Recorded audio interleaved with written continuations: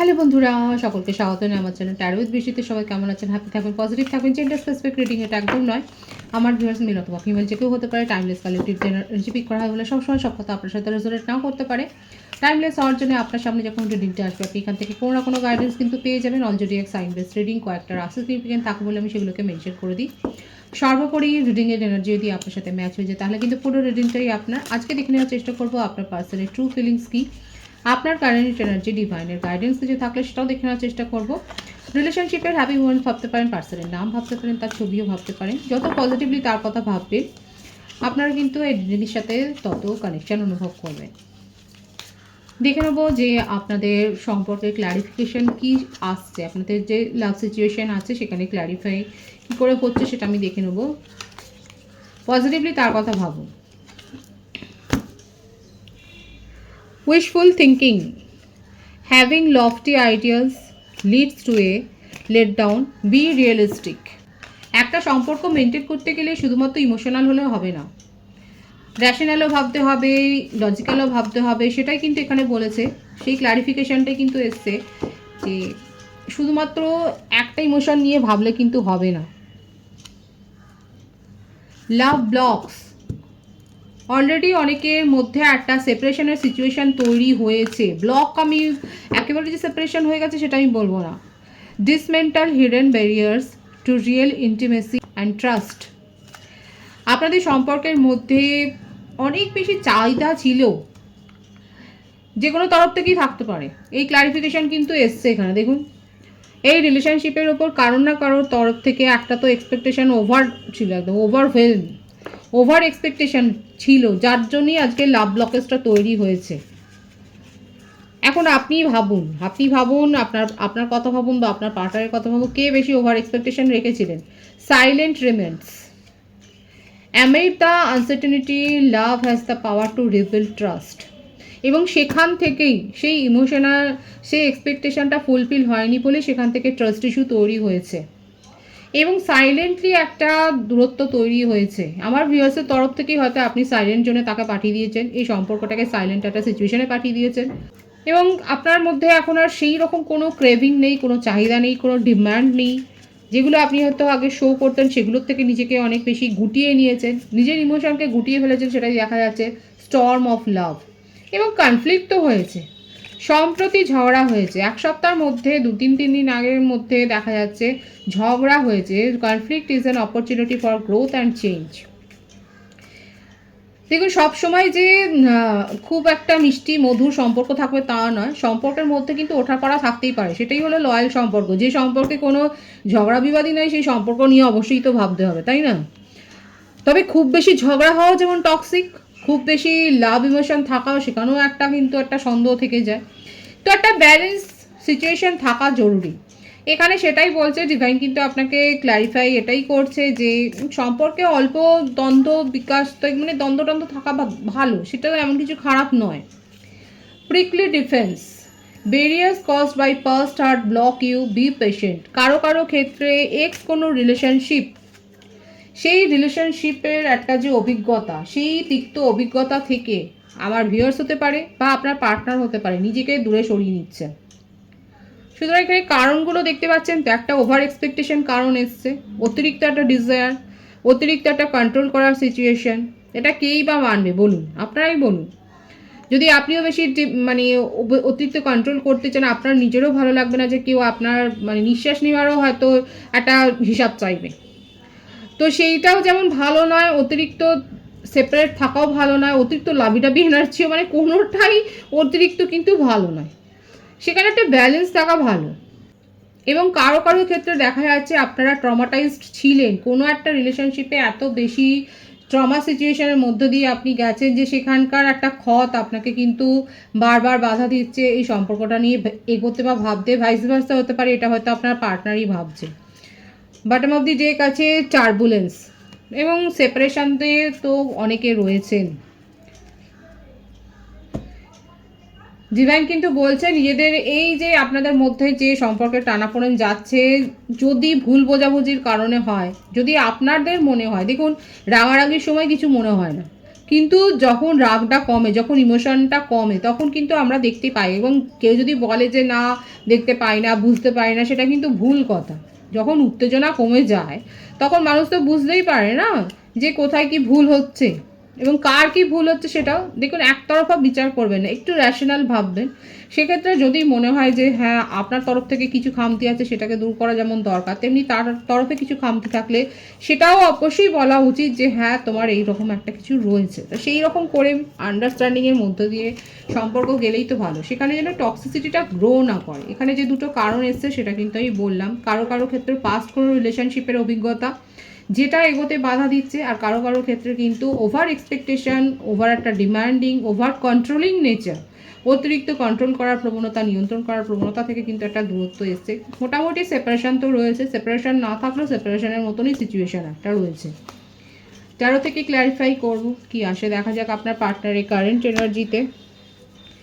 9 of পেন্টিক্যালস আপনাদের সাথে, মানে আপনারা দুজনেই খুব বেশি ইমোশনাল এবং ক্রিয়েটিভিটির সাথে আপনারা যুক্ত। আপনাদের ওয়ার্ক অফ ইন্টারেস্টটাও হয়তো এক। দুজনে musician, dancer, choreographer, makeup artist বা অ্যাডভার্টাইজমেন্টের বিভাগের সাথে যুক্ত, কিংবা কোনো হয়তো শো অর্গানাইজ করেন, কিংবা ইভেন্ট ম্যানেজার হতে পারেন। এই ব্যাপারটা কিন্তু এসছে। হতে পারে যে আপনারা একই ওয়ার্ক ফিল্ডে রয়েছেন, যেখানে এই সমস্ত বিষয়গুলো প্রাধান্য পায় এবং আপনাদের সেটা করতেও ভালো লাগে। কিংবা আপনারা হয়তো ইনফ্লুয়েন্সার, আপনারা ডেইলি ব্লগার হতে পারেন, আপনারা ট্রাভেল ব্লগ করতে পারেন, কিংবা পুরনো দিনের স্কাল্পচার নিয়ে হয়তো আপনারা কোনো হয়তো শো করেন, পডকাস্ট করেন, নিজের নিজের চ্যানেল রয়েছে। আপনাদের ওয়ার্ক অফ ইন্টারেস্টটা এক এবং আপনার পার্টনার আপনাকে কিন্তু খুব অ্যাপ্রিসিয়েট করেন এবং রেসপেক্টও করে, সেটা কিন্তু দেখা যাচ্ছে। আপনার কোয়ালিটিকে খুব যে অ্যাপ্রিসিয়েট করে সেটা কিন্তু দেখা যাচ্ছে। আপনার যে কর্মক্ষমতা সেটাকে কিন্তু উনি অ্যাপ্রিসিয়েট করেন, আপনাকে অন্যভাবে দেখেন এবং আপনার মধ্যে একটা বিশেষ কোনো কোয়ালিটি রয়েছে, বিশেষ কোনো অ্যাফেকশান রয়েছে। হয়তো আপনি বার্ড লাভার, কিংবা আপনি নেচার লাভার, কিংবা আপনার সুন্দর একটা কোনো গার্ডেন আছে যেটারও হয়তো আপনার প্রশংসা আপনার পার্টনার করেছে, কিংবা আপনার কোনো না কোনো একটা বিউটিগত কোনো একটা ব্যাপার রয়েছে যেটা কোনো স্পেশাল লাগে আপনার পার্টনার। হয়তো আপনার হেয়ার স্টাইল, আপনার হয়তো হাসি, বা আপনার সৌন্দর্যের প্রশংসা তো করে, সেটাই দেখা যাচ্ছে, সেটা তো দেখাই যাচ্ছে। মোটমাট আপনার, কিংবা আপনি হয়তো অনেক বেশি সোশ্যাল সার্ভিস করেন, সেই দিকটাও হয়তো উনি খুব এনহান্স করেন, সেটাও উনি খুব অ্যাপ্রিসিয়েট করেন, সেটাও দেখা যাচ্ছে। আপনাকে কিন্তু আপনার পার্টনার কিন্তু রেসপেক্ট করে। বৃষভকন্যা মকর রাশি এনার্জি রয়েছে। এমন নয় যে উনি আপনাকে ডিসরেসপেক্ট করছেন, এবং সেই জন্যই কোথাও না কোথাও হয়তো আপনাকে নিজের করে রাখার একটা প্রবণতা তার মধ্যে কিন্তু দেখা যাচ্ছে, এবং সেটা থেকেই হয়তো গণ্ডগোল, কারণ একটা কারণ কিন্তু এটা ছিল। কারো কারো ক্ষেত্রে এই ব্যাপারটা কিন্তু এসছে, খুব অদ্ভুত একটা রিজন এসছে আপনাকে নিয়ে তার মনের মধ্যে। দেখুন, এখানে কিন্তু আমি বলেছি যারা প্রথম থেকে শুনছেন, এই রিডিংটা কিন্তু খুব ইম্পর্ট্যান্ট রিডিং। যারা প্রথম থেকে শুনছেন তাদের ক্ষেত্রে আমি কিন্তু বলেছি কী কী কারণ থাকতে পারে, ক্ল্যারিফিকেশানে এসছে। এখানে কিন্তু দেখা যাচ্ছে কারো কারো ক্ষেত্রে পাস্ট কোনো ইস্যু রয়েছে। আপনার পার্টনারের ক্ষেত্রে যদি কোনো এক্স রিলেশনশিপ থাকে যেখানে চিট হয়েছেন উনি, সেখান থেকে উনি এগোবেন কিনা ভাবছেন, এবং হয়তো সেই কারণে আপনাদের মধ্যে একটা সাইলেন্ট সিচুয়েশন তৈরি হয়েছে, যেখানে আপনারা কেউই কথা বলছেন না, নিজেদের ফিলিংস শেয়ারও করছেন না। এবং দেখুন, আমি কি বলেছি, আপনার পার্টনার আপনাকে খুব রেসপেক্টের জায়গায় রাখে এবং আপনি খুব সুন্দর বা সুন্দরী, সেটাই দেখা যাচ্ছে। ভাইসে ভার্সা হতে পারে, এনার্জি জেন্ডার স্পেসিফিক রিডিং নয়। এবং সেইটা নিয়ে তার মধ্যে না একটা ইমোশনাল, কি বলবো, একটা আনসার্টেনিটি আছে। ইমোশনালি উনি না নিজেকে হার্ট করতে চান না, আবার কোনো একটা হার্ট হওয়ার সিচুয়েশান উনি ফেলে দিতে চান না নিজেকে, এবং যার জন্যেই ওনার মনে হচ্ছে যে ডিস্টেন্স মেনটেন করা উচিত, এবং যার জন্যে হয়তো আপনি দেখছেন যে উনি পজিটিভলি অ্যাপ্রোচ করেছিলেন, কিন্তু আস্তে আস্তে করে দূরে সরে যাচ্ছে। খুব একটা ভাইটাল সিচুয়েশান, ক্রিটিক্যাল সিচুয়েশান এটা নিয়ে দেখা যাচ্ছে, যে আপনার পার্টনার আপনাকে অ্যাপ্রোচ করেছিল, কিন্তু আস্তে আস্তে করে উনি দূরে সরে যাচ্ছেন। তার মানে এই নয় যে তার জীবনে কেউ এসছে, কারণ সেই সিচুয়েশান এখন অবধি দেখা যায়নি। যদি আসে আমি বলবো, ভাইবসে কিন্তু দেখা যাচ্ছে হয়তো হতে পারে যে আপনি এতটা, ওনার মনে হচ্ছে আপনি যেন তার রিচের বাইরে, আপনি ধরাছোঁয়ার বাইরে, আপনার লিগাসি এত, আপনার সৌন্দর্য এত, আপনার প্রভাব এত, আপনার ইম্প্যাক্ট এত, যে ওনার মনে হচ্ছে যে আপনি ধরাছোঁয়ার বাইরে, এবং সেই জন্য ওনার মনে হচ্ছে যে ইমোশনালি হার্ট করা নিজেকে দরকার নেই, এই আনস্টেবল একটা কন্ডিশন থেকে উনি কিন্তু মুভ অন করেছেন। কারো কারো ক্ষেত্রে হতে পারে কালেকটিভলি। নিজেদের সিচুয়েশন যাচাই করবার জন্য অবশ্যই কিন্তু আপনারা পার্সোনাল রিডিং নিতে পারেন। অ্যাফোর্ডেবল প্রাইসেই কিন্তু পার্সোনাল রিডিং প্রোভাইড করা হয়। এখানে দেখা যাচ্ছে যে আপনার পার্টনার কিন্তু ঠিক এরকম একটা অদ্ভুত কারণে, যেটা মনে হচ্ছে যে আপনি তার ধরাছোঁয়ার বাইরে এবং উনি নিজেকে ইমোশনালি হার্ট করতে চান না, যার জন্যে উনি আস্তে আস্তে করে একটা দূরত্ব মেনটেন করছেন, একটা সাইলেন্ট জোনে নিজেকে রাখছেন এবং ওনার মনে হচ্ছে যে অন্য দিকে ভাবা দরকার, অন্য কিছু অ্যাপ্রোচ করা দরকার। এবং কারো কারো ক্ষেত্রে আপনার পার্টনারের জীবনে চয়েস আছে। হয়তো দেখুন উনি যে ক্রিয়েটিভিটির সাথে যুক্ত, আর্ট ওয়ার্কের সাথে যুক্ত থাকতে পারেন, রাইটার হতে পারেন, তো সেখানে ওনার কাছে চয়েস অপশান দুটোই রয়েছে এবং সেখান থেকেও উনি নিজেকে খানিকটা যাচাই করছেন। অন্য কোনো সম্পর্ককেও উনি একটু সময় দিচ্ছেন, ফ্লার্ট করছেন, একটা ফ্লার্টই নেচার এখানে এসছে। কর্কট, বৃশ্চিক, মীন রাশি, মিথুন, তুলা, কুম্ভ রাশি, ম্যারিড পার্সন হতে পারে, নিজের ম্যারিটাল স্ট্যাটাস উনি হাইড করেছেন।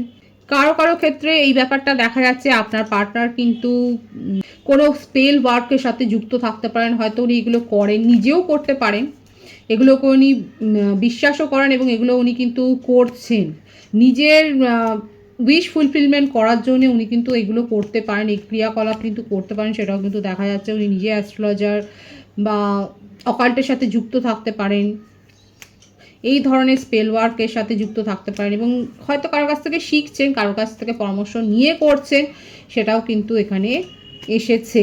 আর কি আছে কারেন্ট এনার্জিতে দেখা যাক। ফ্ল্যাটি নেচারের একটা ব্যাপার কিন্তু এসছে, ভাইবস আছে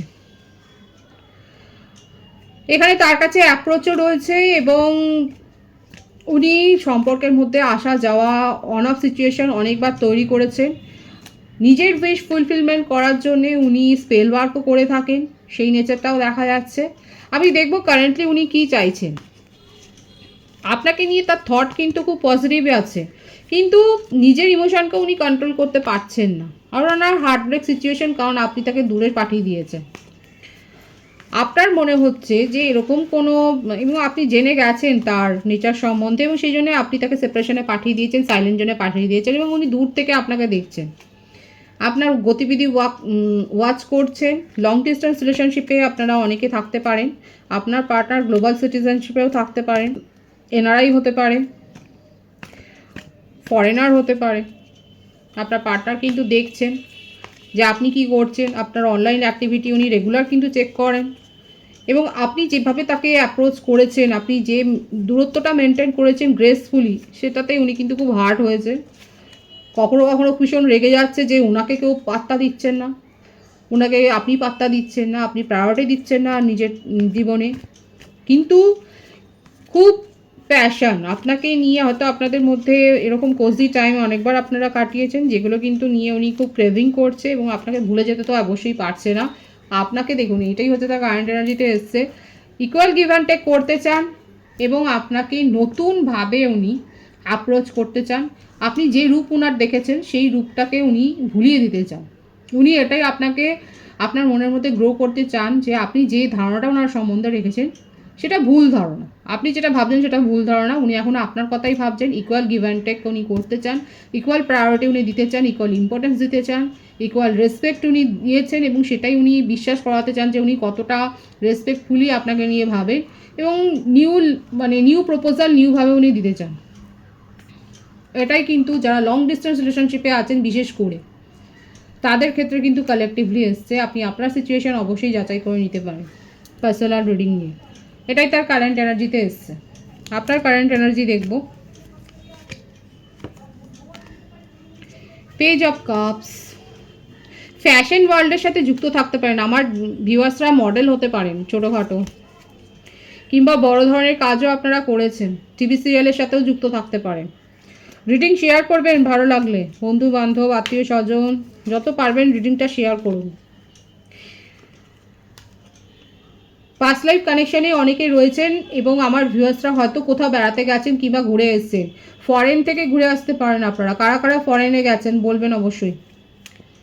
বিদেশ থেকে ঘুরে এসেছেন কেউ কেউ, কিংবা বিদেশে যাওয়ার জন্য আপনি নিজেকে তৈরি করছেন, আপনার কাজের থ্রুতেই আপনি কোথাও হয়তো যাচ্ছেন।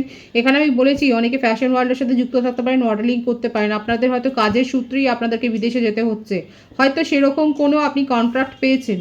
আমার ভিউয়ার্সের ক্ষেত্রে দেখা যাচ্ছে আপনারা এইরকম কোনো একটা কন্ট্রাক্ট পেয়েছেন যার জন্য আপনাদেরকে হয়তো ফরেনে যেতে হচ্ছে, কিংবা ডিফারেন্ট স্টেটেও হতে পারে, শুধু ফরেন কেন বলবো, ডিফারেন্ট স্টেটেও হয়তো আপনি যেতে পারেন আপনার ওয়ার্কিং কন্ডিশনের জন্যে, কোনো একটা কমিটমেন্টের জন্য আপনি যা পাড়ি দিচ্ছেন, এবং আপনি নিজের জীবনে ফ্ল্যাটের সিচুয়েশন এনজয় করেন।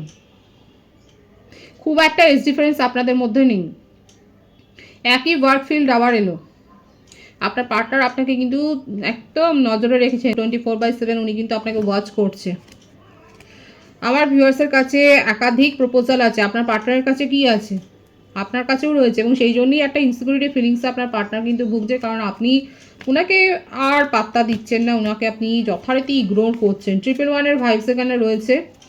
এখানে দেখুন প্রত্যেকটা রাশি এসে গেছে, রাশির কথা আর বলবো না, বাট ডেটের মধ্যে দেখা যাচ্ছে 9-6-3-3-6-9-এর ভাইবস আছে, আপনারা 3-6-9-এর ম্যানিফেস্টেশন এখানে করতে পারেন। 111-এর ভাইবস আছে, 111 রেখে রিডিং ক্লেম করতে পারেন এখানে।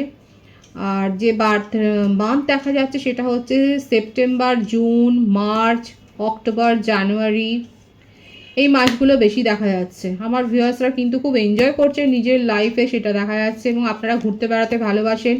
নতুন কোনো কোর্সের সাথে অনেকে এখানে থাকতে পারে বুক লাভার, আপনারা বই পড়তে ভালোবাসেন, আপনারা নিজেরা রাইটার হতে পারেন, আপনারা পোয়েট্রি করতে পারেন, আপনারা হয়তো প্রবন্ধ লেখেন, কিংবা আপনারা কপি রাইটার হতে পারেন, কিংবা অ্যাডভার্টাইজমেন্টের জন্য যে সমস্ত স্লোগানগুলো দেখি সেগুলো হয়তো আপনারা রাইটিং করেন।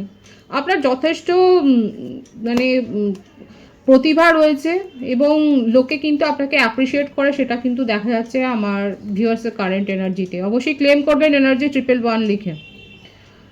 খুব যে দুঃখে ভেঙে পড়েছেন একদম নয়, এবং কখনো কখনো রেগে যান, খুব বেশি টক্সিক হয়ে ওঠেন, হয়তো কোনো ব্যাড হ্যাবিট গ্রো করেছেন, হয়তো অ্যালকোহলিক হতে পারেন, কিংবা এরকম কোনো ব্যাপারে, কিংবা আপনার কোনো হয়তো অনলাইন গেমের হয়তো কোনো একটা হ্যাবিট রয়েছে। যদি নিজেই জানেন যে এটা ডার্ক সাইড, তাহলে সেখান থেকে বেরিয়ে আসাটাই দরকার, কারণ নিজেই পরে ডুববেন। আর যদি খুব হাইপার হন আপনি হয়তো খুব রেগে যান, তো সেগুলোও কন্ট্রোল করা উচিত। পারলে কারোর কনসালটেশন নিন, এখন কাউন্সিলিং তো অনেকেই করেন, আর সেটা নেওয়া এমন কিছু লজ্জাজনক ব্যাপার নয়। নিজেকে এইভাবে আপনি হিল করুন, স্পিরিচুয়াল হন, এবং নিজের সোল হিল করুন, সেটাই কিন্তু এখানে দেখা যাচ্ছে অনেকের ক্ষেত্রে প্রয়োজন রয়েছে। এখানে আমি যে দুটো কারণ বলেছিলাম না, ভাইসে ভার্সা হতে পারে। দেখুন কালেকটিভ এনার্জি 50-50 রেশিও যদি আমি ধরি, সেক্ষেত্রে হতে পারে আমার ভিউয়ার্সরাই হয়তো অনেক বেশি কন্ডিশনাল ছিলেন, কন্ট্রোল করার প্রবণতা রাখেন, যাদের মধ্যে এই প্রবণতা রয়েছে, কারণ যেহেতু কার্ডটা এসেছে সেই জন্য আমি বলছি যে অনেকের মধ্যে হয়তো কন্ট্রোল করার প্রবণতা থাকতে পারে। দেখুন আপনার নিজেরও যেমন কন্ট্রোল হতে ভালো লাগবে না, সেরকম কাউকে যদি আপনি কন্ট্রোল করতে যাও তারও তো ভালো লাগবে না, না? তো সেই হ্যাবিটটা পারলে চেঞ্জ করার চেষ্টা করাই ভালো। ডিভাইনের গাইডেন্স দেখবো, ডিভাইন আপনাদেরকে কি গাইডেন্স দিচ্ছে। রিডিং ভালো লাগলে অবশ্যই শেয়ার করবেন। গিভ ইউর রিলেশনশিপে চান্স। যদি আপনার মনে হয় যে হ্যাঁ এই রিলেশনশিপটাকে, সম্পর্কটাকে একটা দ্বিতীয় বা সুযোগ দেওয়া যায়, তাহলে অবশ্যই দিতে পারেন। ডিভাইন কিন্তু আপনাকে সেই গাইডেন্সটাই দিচ্ছে। Release your x. দুরকম কথাই ডিভাইন বলেছে, ডিপেন্ড করছে আপনার ওপরে। কো ডিপেন্ডেন্সি ভালো নয়। ডিভাইন আপনাকে দুটো পথই বলে দিয়েছে, যে যেটা অ্যাপ্লাই করবেন নিজের জীবনে, যার যেরকম পরিস্থিতি আছে সেইভাবেই অ্যাপ্লাই করুন। আপনাদের সামনেই কিন্তু কার্ড এসছে, দেখুন কীরকমভাবে ডিভাইন আপনাদের গাইডেন্স করলেন, এবং পরিষ্কারভাবে যদি আপনার মনে হয় যে হ্যাঁ রিলেশনশিপকে চান্স দেওয়া যায় তাহলে দিন, কিংবা যদি মনে হয় যে না এটা ওয়ার্ক করছে না, তাহলে আপনি রিলিজ করতে পারেন আপনার এক্সকে। আর যদি আপনার কোনো এক্স মানে এক্সপিরিয়েন্সের জন্য, ব্যাড এক্সপিরিয়েন্সের জন্য যদি আপনার কারেন্ট সিচুয়েশন হ্যাম্পার হয়, তাহলে কিন্তু সেক্ষেত্রে ডিভাইন বলছে নিজের উন্ডকে হিল করুন। আর কো ডিপেন্ডেন্সি ভালো না, সেলফ ডিপেন্ডেন্ট থাকা খুব ভালো, এবং সেলফ লাভ করুন, সেলফ হিলিং করুন। খুব পজিটিভ আছে এনার্জিকে অবশ্যই ক্লেম করে নেবেন। রিডিংয়ের এনার্জি যদি আপনার সাথে ম্যাচ হয়ে যায়, রিডিংটা লাইক করে এনার্জি অবশ্যই চেঞ্জ করুন, যেটা ভীষণভাবে জরুরি। সকলকে আমার চ্যানেলে অনেক অনেক স্বাগত এবং শুভেচ্ছা জানাই। নতুন ভিউয়ার্সকে অনেক ভালোবাসা, আপনাদের ভালোবাসার সহযোগিতা এই পরিবারকে বৃহত্তর করে তুলুন। রিডিংটা একটু শেয়ার করে দেবেন, চ্যানেলটা সাবস্ক্রাইব করে দেবেন। সব ভীষণ ভীষণ ভালো থাকবেন।